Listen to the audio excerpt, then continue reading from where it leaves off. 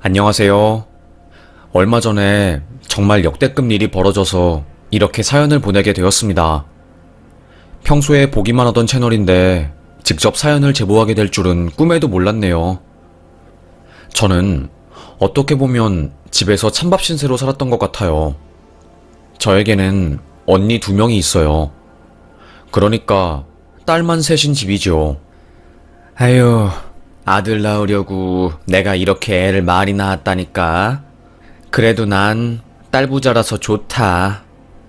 엄마는 흘러가듯이 이런 말을 하셨지만 항상 아쉬움을 많이 내비치셨어요. 아들을 낳고 싶은데 못 낳으니까, 그게 안 되니까 엄마는 항상 시댁에 죄 지은 사람처럼 행동을 하셨고, 아빠도 아들을 가지지 못해서 그걸 마음의 짐처럼 생각을 하셨어요. 술 마시면 항상 아빠는 내가 아들이 생기면 목욕탕도 같이 가려고 했고, 탕에 가서 몸도 불리고 서로 등도 밀어주고 그러는 게 내 평생의 로망이었는데 그걸 못 이루었네. 참 그게 마음이 아파. 사위 생기면 사위랑 목욕탕도 가고 그래야지.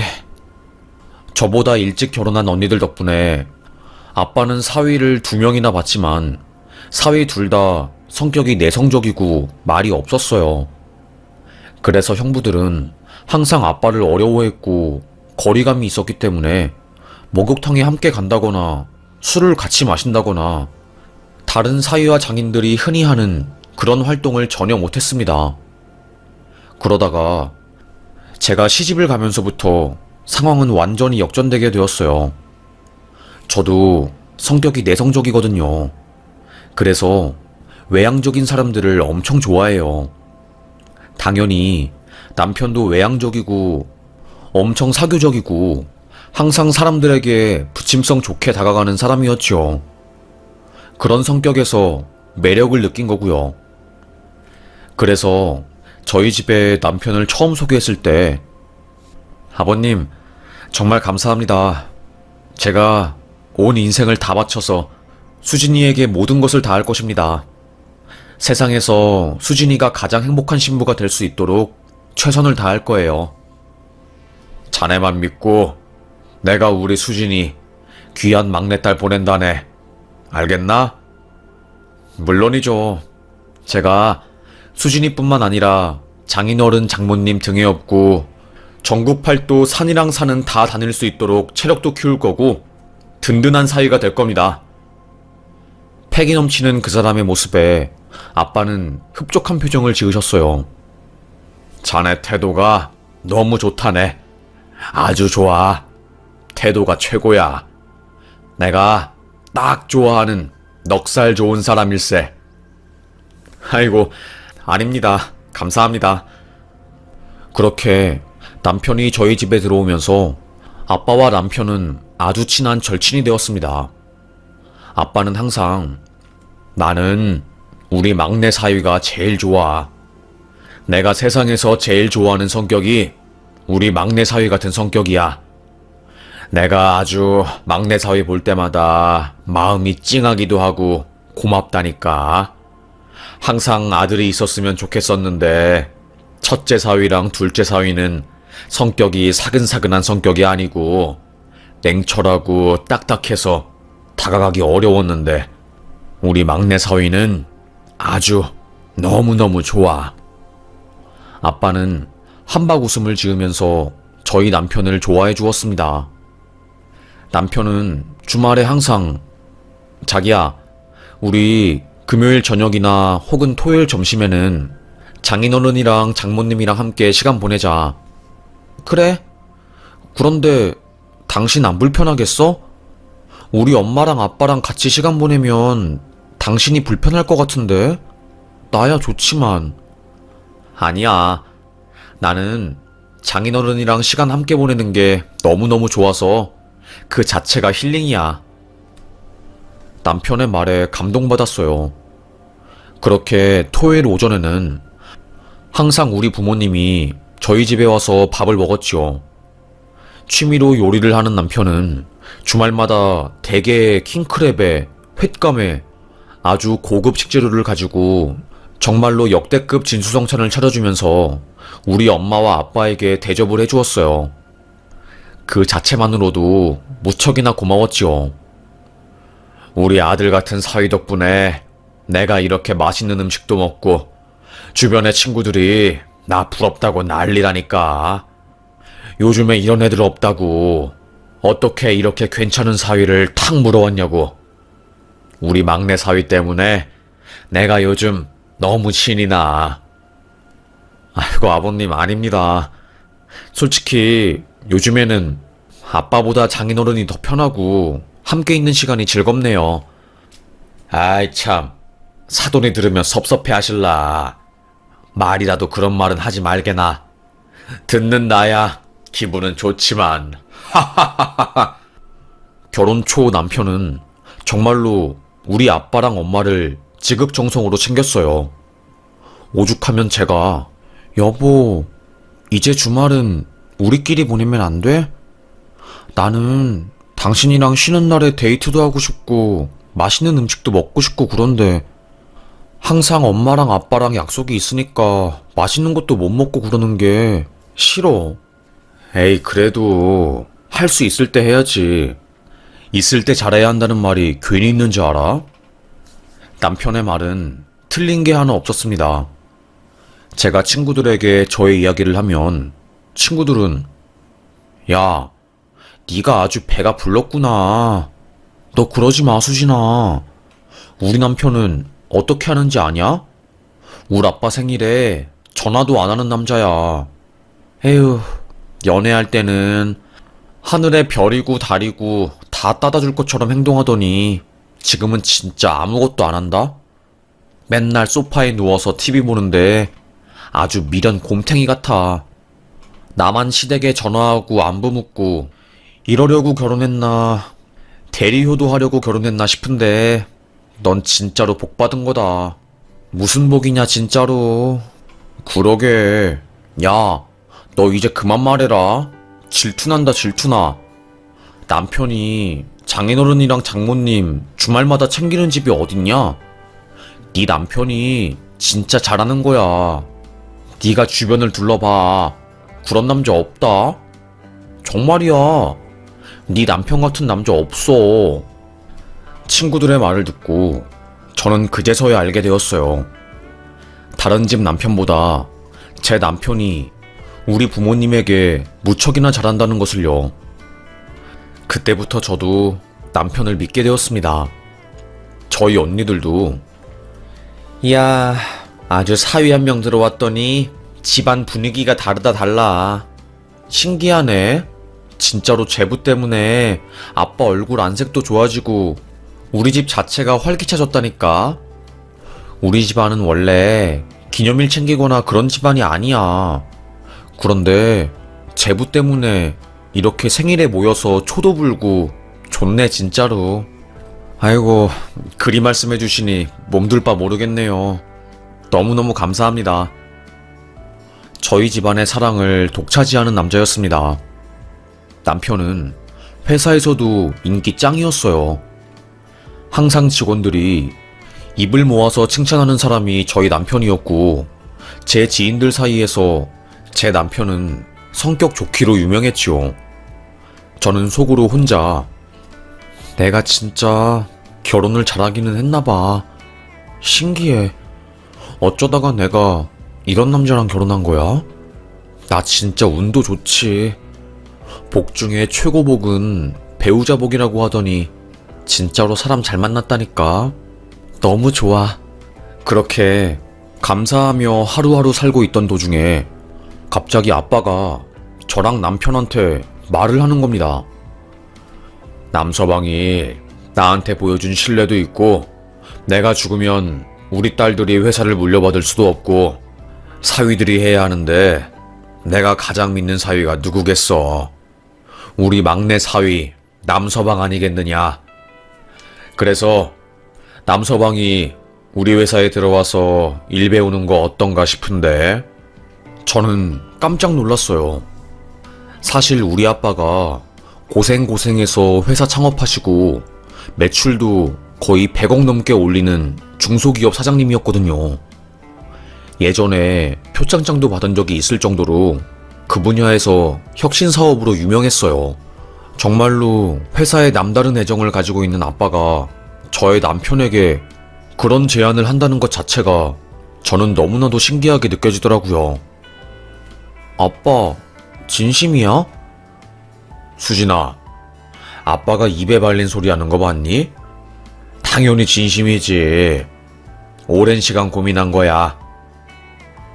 회사 지분도 주고 일도 알려준다고 하니 남편은 눈이 동그래졌지요. 아버님, 너무 감사하지요. 당연하지요. 아버님이 그렇게 말씀하는데 제가 어떻게 거절하겠어요. 저에게는 정말 영광이지요. 저희 남편은 중소기업, 정말로 중소기업이라고 말하기 민망할 정도로 직원이 5명밖에 없는 회사에서 일하고 있었거든요. 그런데 직원만 100명이 넘는 우리 아빠 회사에 들어와서 회사 일 배우고 나중에 물려주겠다고 하니까 남편은 엄청 깜짝 놀란 거였습니다. 쉽게 비유해서 강원도 산골짜기에 있는 구멍가게에서 일하다가 서울 한복판 강남에 있는 회사에 들어간다고 생각하면 쉬울 거예요. 남편은 한 달에 월급 200만원 겨우 벌다가 아빠 회사에 들어가면서 수습 직원 월급이긴 했지만 한 달에 세후 받는 돈이 거의 400만원이 넘었으니까요. 어쩌다 보니까 남편은 복권 긁은 인생이 되어버린 거였죠. 그날 회사 이직하는 것으로 이야기를 마무리하고 집에 온 남편은 당신은 알고 있었어?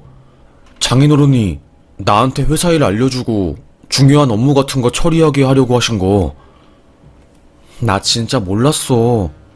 아빠가 회사 엄청 아끼고 그래서 당연히 나는 전문 경영인한테 맡기려고 하는 줄 알았지. 그런데 우리 아빠가 당신 꽤나 마음에 들어 했나봐. 당신한테 일 알려주고 때가 되면 회사도 물려준다는 식으로 말하는 거 보니까. 하긴 우리 아빠 평생 소원이 아들이랑 목욕탕 가서 때 밀어주고 운동 같이 가고 수영장도 가고 그런 게 소원이었거든. 그래서 아들 낳으려고 하다가 딸만 3명 낳게 된 거고.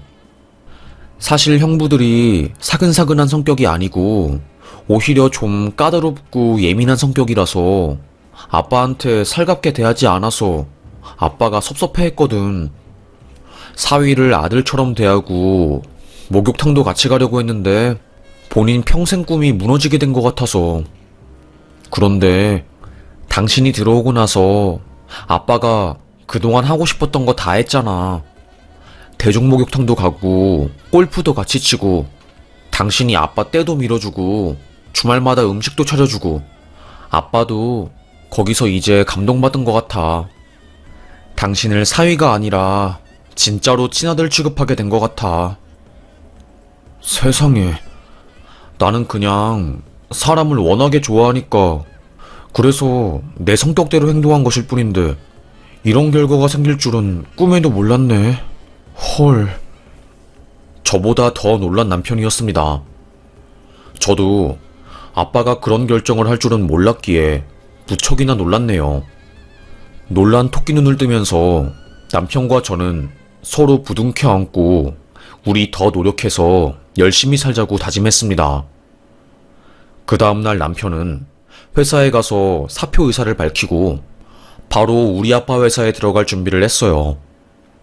회사 내부에서도 대표 사장 사위가 회사에 들어온다고 소문이 다 나서 다들 잔뜩 긴장했죠. 그렇게 남편은 아빠의 회사로 들어가서 일을 하게 되었습니다. 말이 평사원이고 처음 일 시작하는 말단 직원이지만 사실상 회장의 사위였으니 직원들이 남편에게 대우해주는 것도 다르고 과장이나 팀장이라는 사람들이 자기한테 90도로 인사를 하니까 남편도 어색하고 신기했나봐요. 그날 저한테 와, 진짜 신기하다. 아빠 뻘 되는 사람들이 나한테 고개 숙여서 인사하고 이게 권력이라는 건가? 에휴, 당신 오버하지 마. 그냥 당신이 우리 아빠 사위라고 해서 사람들이 어려우니까 그런 거지. 아, 알아, 나도. 그냥 농담한 거야. 우리 아빠 회사에 들어간 이후로 남편은 자신감도 넘쳐 보이고 엄청 당당해 보였어요. 전보다 더 밝아지니까 기분도 좋아지고 저도 신이 나더라고요. 그렇게 남편이 아빠 회사에 들어가서 거의 5년차가 되었을 때였을 거예요. 저희 집안이 송두리째 흔들릴 뻔한 정말로 거의 큰일이 생긴 겁니다. 지금 생각해도 너무나도 아찔하고 그날 기억을 생각하면 무서워요. 제 핸드폰에 그날따라 모르는 번호로 전화가 너무 많이 오는 겁니다. 아니, 나는 모르는 번호 받지도 않는데 누가 이렇게 전화질하는 거야? 짜증나게. 전화기를 확 끄려고 하는 순간 남편이 전화가 왔어요. 여보, 왜 이렇게 전화를 안 받아? 왜? 무슨 일인데? 아니, 오늘따라 스팸 같은 전화가 너무 많이 와서 그냥 핸드폰 꺼두려고 했지. 아, 진짜. 그거 내가 황 팀장이랑 김 과장님 핸드폰으로 당신한테 전화한 거야. 내 핸드폰이 안 보여서. 아, 그런 거였어? 난 또 무슨 일 생긴 줄 알았네. 지금 무슨 일 생겼어.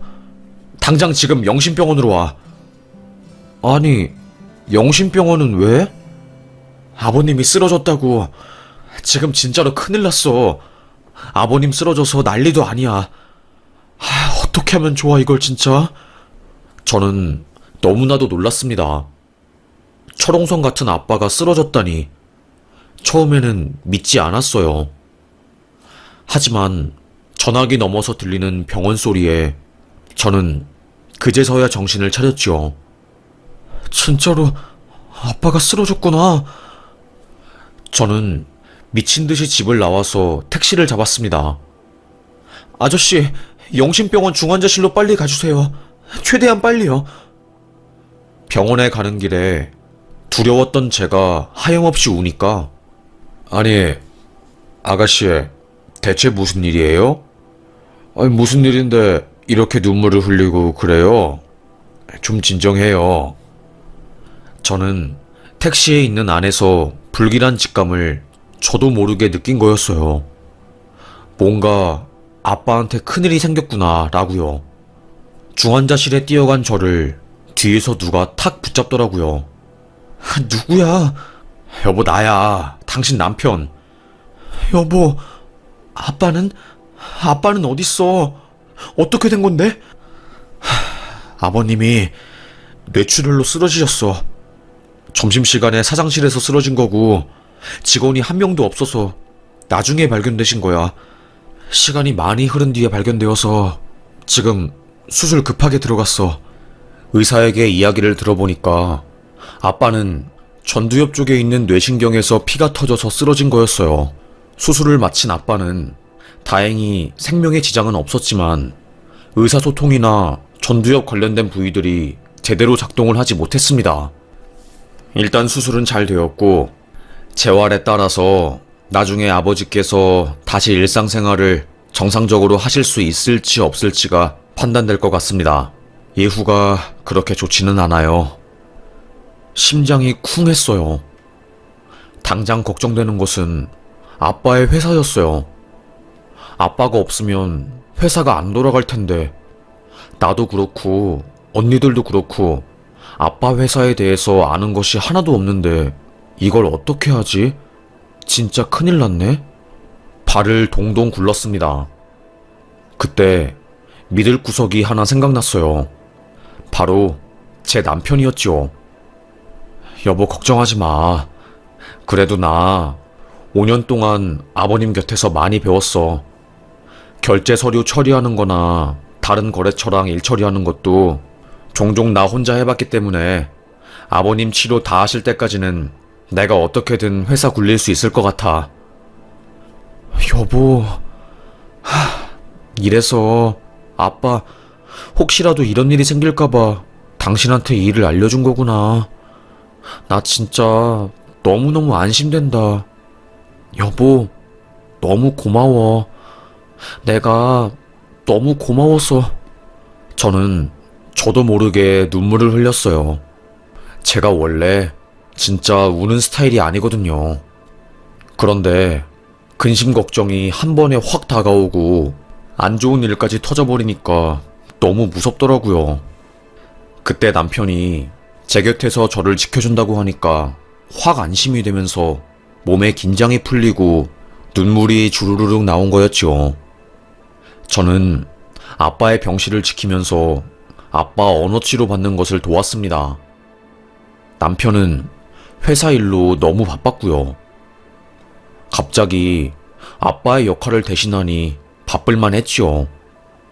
남편이 열심히 일하는 만큼 저도 하루빨리 아빠가 정상적인 회사 생활과 사회생활을 할 수 있도록 무진장 노력을 했어요.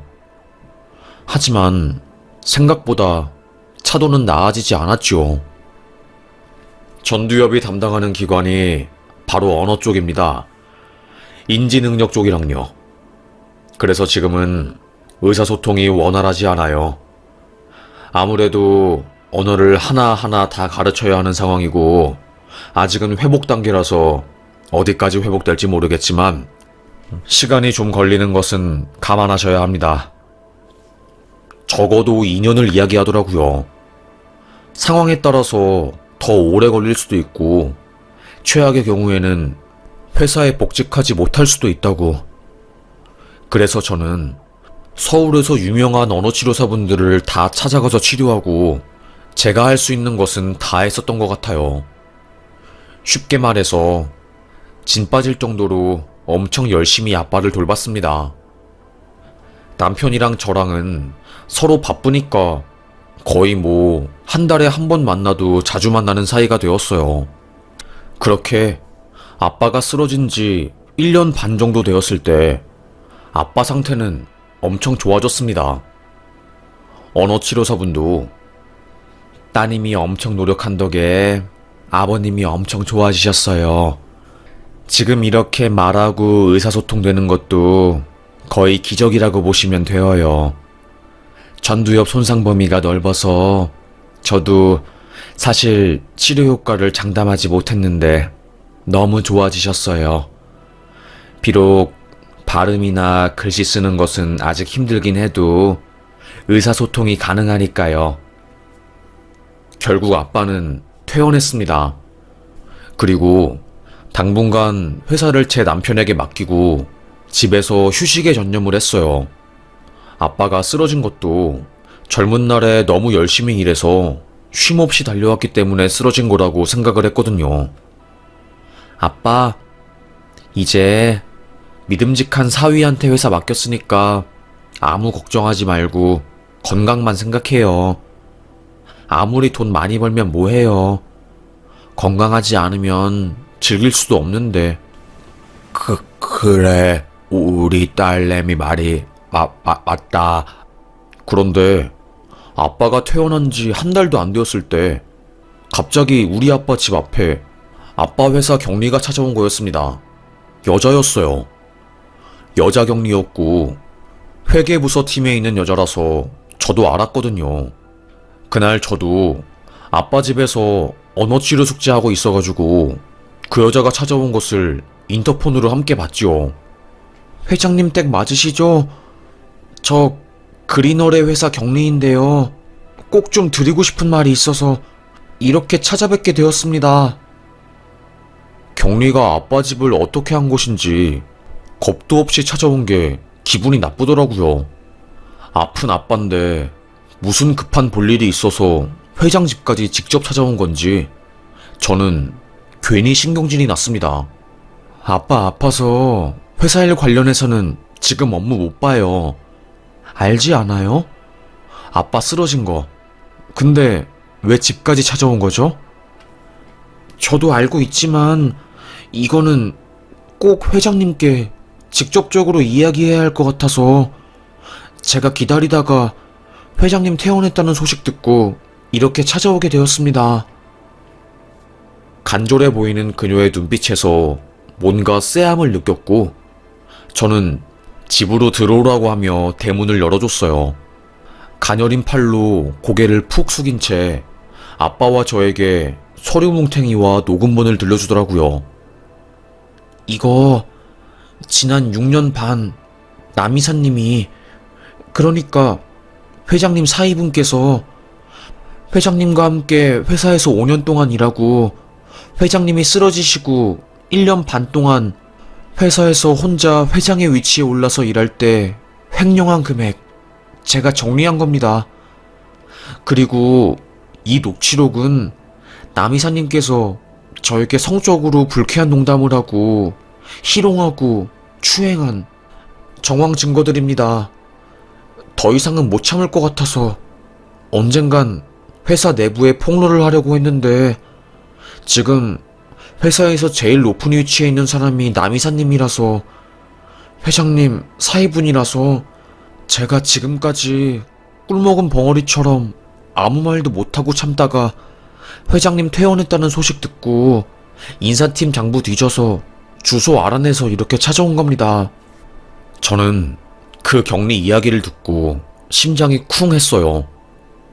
그러니까 남편은 아빠의 회사에 들어간 이후로 권력과 돈의 맛을 본 거였죠. 모두들 자기한테 친절하게 대하고 점점 그게 익숙해지다 보니까 악마의 유혹에 흔들린 거였습니다. 회사의 모든 장부랑 회계거래 내역, 그런 것들을 자기가 마음대로 주무를 수 있다 보니까 거래처에 물건을 안 받았는데 받은 척 장부를 꾸려서 돈을 빼돌린 거였습니다. 그 경리는 우리 아빠 회사에서 10년 넘게 일한 사람이었고, 그래서 장부의 구멍들을 다 눈치챈 거였어요. 다른 사람들은 그래도 회장의 사위니까 쉬쉬하면서 눈을 감고 있었던 거고요.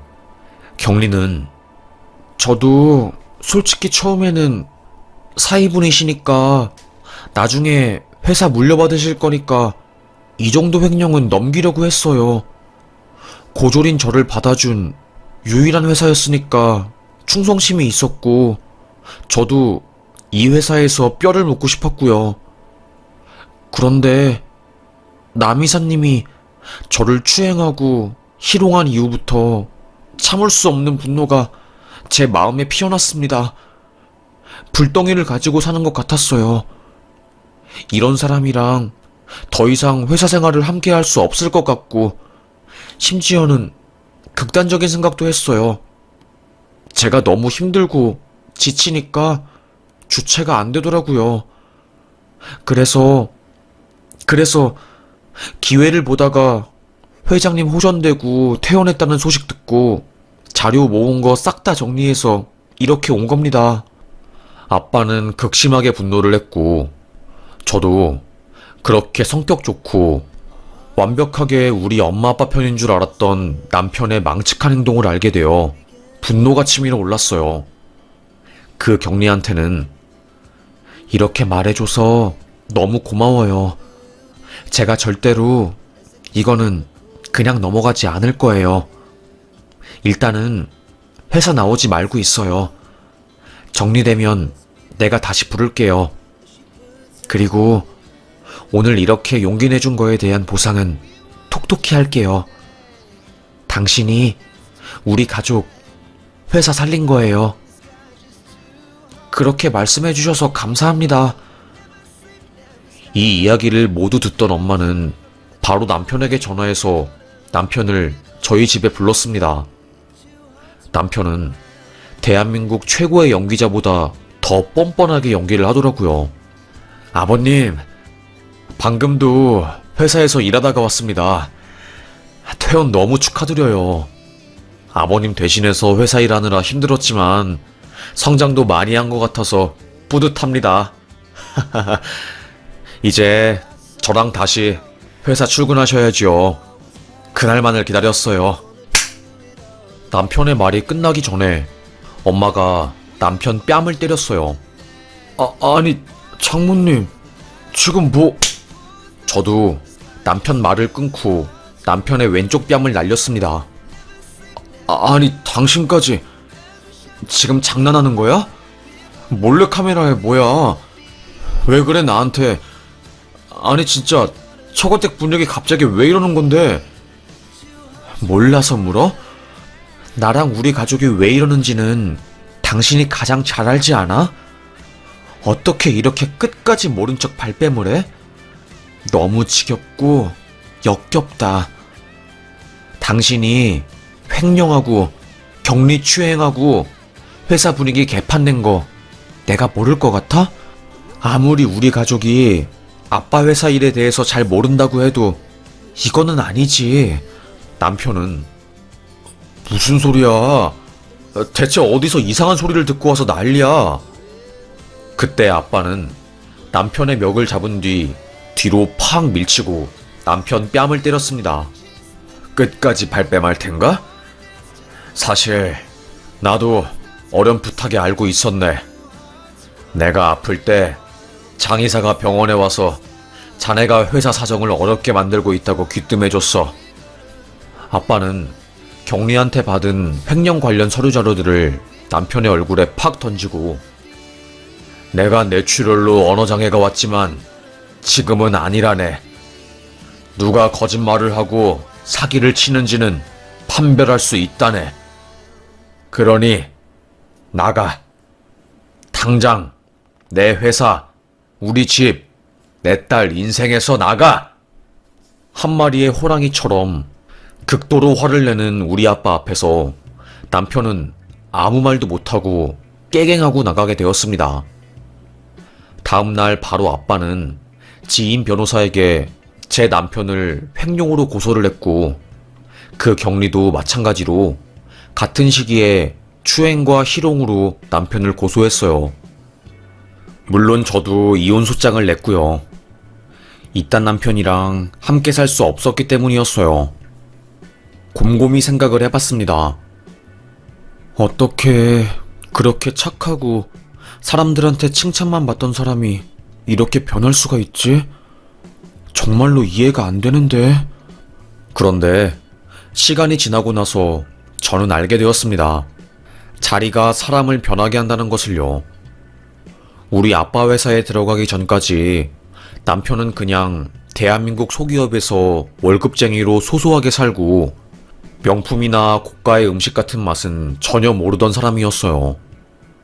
그런데 아빠 회사에 들어가고 큰 돈을 만지고 거래처들을 만나면서 비싼 명품들을 선물 받고 고급 음식을 먹다 보니까 돈과 명예, 권력이 주는 그 자극적임을 알게 된 것이었죠. 그래서 점점 욕심을 부린 것이었고 야금야금 회사 뒷돈을 빼돌리다가 아빠가 쓰러지고 나서 본격적으로 본인이 회사 꼭대기 자리에 있을 때 그런 파렴치하고 더러운 짓거리들을 한 거였습니다. 와, 정말로 소름 끼치고 어이가 없었어요. 그때 엄마가 옛말에 검은 머리 짐승 절대로 거두는 거 아니라고 하더니 사위를 아들처럼 생각한 대가가 이렇게나 쓰다. 옛 선조들의 말씀 중에서 틀린 거 하나 없어. 엄마 말이 맞았습니다. 횡령한 남편과 저는 이혼을 했고 남편은 횡령죄와 추행 등등의 혐의로 구속되었어요. 결국 실형을 살게 되었고 오리로 태어나서 백조로 살아보겠다고 지 분수에 안 맞는 과한 짓거리들을 하다가 결국 전과범이 된 것이었죠. 얼마나 통쾌하던지요. 그리고 한편으로는 씁쓸했어요. 착하거나 선하고 칭찬만 듣던 좋은 사람들도 정치나 돈맛을 보면 금방 악하게 변하잖아요.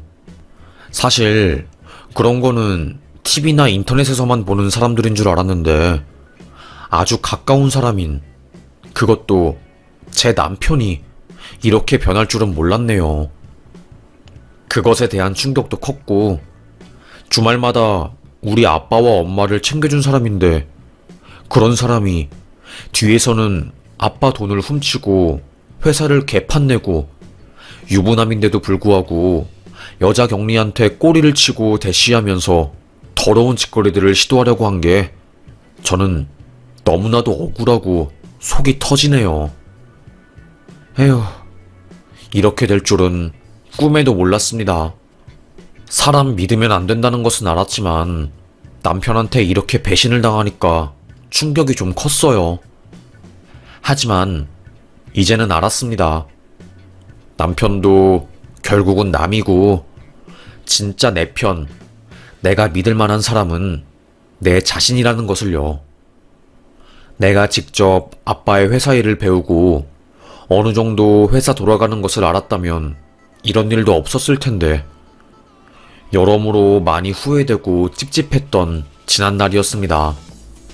지금은 다행히 아빠 상태가 좋아져서 다시 회사에 복귀했어요. 지금은 전처럼 회사의 모든 일들을 도맡아서 하는 것은 아니고 전문 경영인들을 모셔서 회사를 운영하고 있습니다. 전 남편은 지금도 감옥에서 징역살이를 하고 있고요. 그리고 저는 충격에 정신과 치료를 하다가 지금은 좀 나아져서 다시 일을 하고 있습니다. 한동안 친구들한테 창피해서 이혼 소식을 말하지도 못했는데 지금은 그래도 상처가 아문 것인지 친구들에게 용기를 내서 이혼 소식을 전하고 그랬네요. 다들 놀랐어요. 좋은 사람인 줄 알았는데 뒤에서 그런 짓거리를 할 줄은 꿈에도 몰랐다고 하면서요. 에휴, 참 망신스러웠지만 그래도 이혼을 해서 제가 지금 이렇게 마음 가볍게 글을 쓰고 있는 것 같습니다. 남편도 결국에는 남인가 봐요. 자식 같은 며느리, 자식 같은 사위는 없는 것 같습니다. 이번 일을 통해서 절절하게 깨달았네요. 그리고 돈 앞에서는 참 사람이 비굴해지고 또 악마처럼 변한다는 것도 깨닫게 되었네요. 비싼 인생 수업료를 내고 배웠다고 생각해야지요. 뭐든 긍정적으로 생각해야 저한테 좋으니까요. 오늘도 저에게 일어난 일들에 대해서 이유가 있을 거라고 생각하고 마음을 정리하며 하루를 마무리합니다. 저의 이야기 들어주셔서 감사해요.